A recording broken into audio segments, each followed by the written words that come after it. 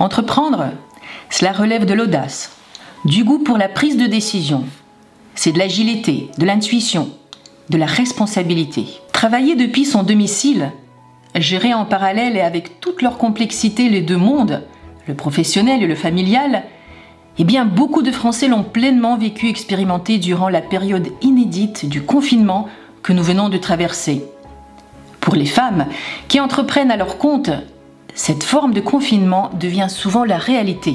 Je suis graphiste freelance depuis quelques années maintenant et je souffre clairement d'isolement parce que les relations de travail sont dématérialisées, on a assez peu l'occasion de voir les clients en vis-à-vis, on échange plutôt par mail et c'est pour ça que j'étais à la recherche d'un lieu comme celui que propose Hors du commun. Cette situation, nous, les fondatrices du collectif Hors du commun, la communauté de coworking, nous l'avons vécue et expérimentée. La solution est venue de manière naturelle, organique, crée une dynamique, un lieu de travail autre que la maison, un lieu de socialisation professionnelle, un lieu d'entraide, de solidarité, un tiers-lieu. Il y a 3 ans, en 2017, le collectif a été fondé.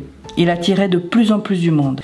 Pour continuer à développer l'activité, former, accompagner, organiser davantage d'événements, il fallait des espaces beaucoup plus conséquents. À travers les visites et grâce à l'accompagnement des experts, un nouveau modèle socio-économique commençait à se dessiner. Je suis agent de voyage et plutôt que de rester dans mon canapé toute seule à la maison, je préfère travailler dans un beau lieu comme celui-ci, avoir des conseils, avoir des contacts, avoir du matériel à disposition pour être efficace en permanence.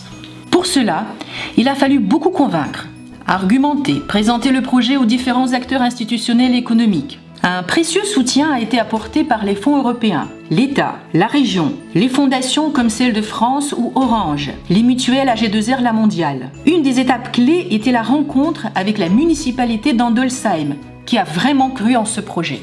La commune d'Andolsheim est très heureuse d'accueillir l'association Hors du commun et à titre personnel, je me réjouis d'ores et déjà de la coopération avec cette association et de l'ensemble des projets que nous pourrons initier à l'avenir. Notre tiers-lieu est à présent pleinement inscrit dans la dynamique des tiers-lieux Grand Est. Ils ont leur mot à dire dans les nouveaux changements sociétaux qui s'amorcent. Les gens qui parlent, les gens qui spontanément vont l'un vers l'autre. Et ça, voilà, c'est ça, l'Hors du commun. Le collectif Hors du commun compte bien y apporter sa contribution. Collectif